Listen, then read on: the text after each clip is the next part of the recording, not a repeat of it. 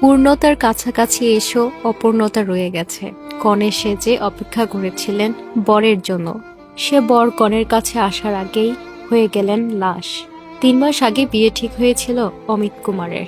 অমিত কুমারের হবু বধূ 3 মাস ধরে দুজন মিলে স্বপ্ন দেখেছিলেন কিভাবে তারা সংসার শুরু করবেন।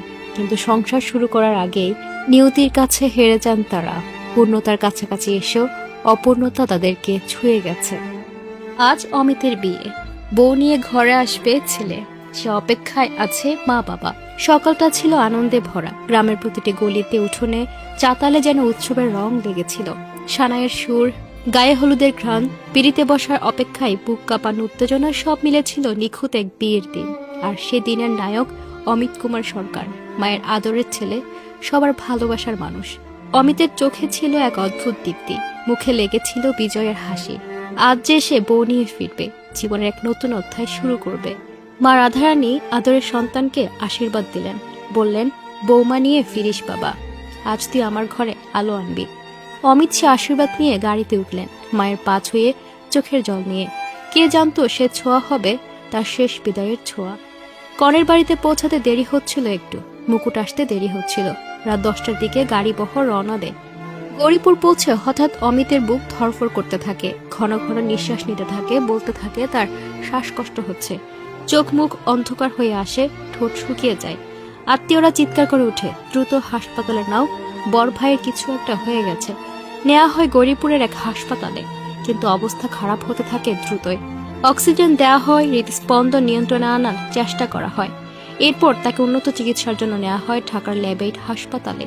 কিন্তু হাসপাতালে নেওয়ার কিছুক্ষণ আগেই না ফেরার দেশে চলে যান অমিত।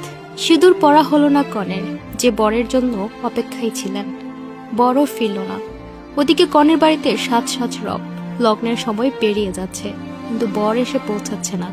বরের বাড়িতে ফোন করেন কনের পক্ষ। একটা সময় ফোনের ওপাশ থেকে কান্না ভেজা কণ্ঠে উত্তর আসে, বর ভাই আর নেই। পথ চেয়ে থাকা মেয়ে ভেঙে পড়ে। যে মানুষটিকে সে ভালোবেসে বিয়ে করতে যাচ্ছিল, 3 মাস আগে থেকে বিয়ে ঠিক করা ছিল, সে মানুষটা আর ফিরবে না। ফিরবে নিথর দেহ হয়ে। যে প্রাইভেট কারে অমিত ফিরতেন বউ নিয়ে, সে গাড়ি আর আসেনি। এসেছে একটি অ্যাম্বুলেন্স, ভোর রাতে নিথর দেহ হয়ে, মাথায় মুকুট আর কপালে চন্দনের ফোঁটা নিয়ে। বর ফিরে এলো, কিন্তু একাই। মা রাধারানী সে নিথর দেহ দেখে তাকিয়ে হাউমাউ করে কাঁদতে থাকেন। বললেন, এ কি আমার অমিত? এ তো সেই ছেলে যার মুখে আমি আলো দেখতাম। এ তো সেই বর যে বউ নিয়ে ফিরবে বলেছিল। হে ভগবান, আমায় কেন বাঁচিয়ে রাখলে? আমার 2 ছেলে কেড়ে নিয়ে তুমি আমাকে মৃত করে দিলে। তার কান্নার শব্দ কাঁপিয়ে দেয় উঠোন, কাঁপিয়ে দেয় পুরো গ্রাম। অমিতকে গোসল করানো হয়, তারপর আবার নতুন করে সাজানো হয় বর বেশে। কিন্তু এবার বিয়ের জন্য নয়, শেষবারের মতো বিদায় জানানোর জন্য। গ্রামের মানুষ ভিড় করে, প্রতিটি চোখে জল, প্রতিটি মুখে প্রশ্ন, এমন নির্মম পরিণতি কারো জন্য কিভাবে সম্ভব? অমিতের প্রবাসী বাবা 30 বছর ধরে প্রবাস করেছেন। ছেলেকে বিয়ে করাবেন, ছেলের ব্যবসায় সাহায্য করবেন, তাই প্রবাস জীবনে ইতি টেনে দেশে ফিরেছিলেন। কিন্তু সে ছেলেকে এখন নিথর দেখতে পাচ্ছেন। নিজের চোখে বিশ্বাসই করতে পারছিলেন না।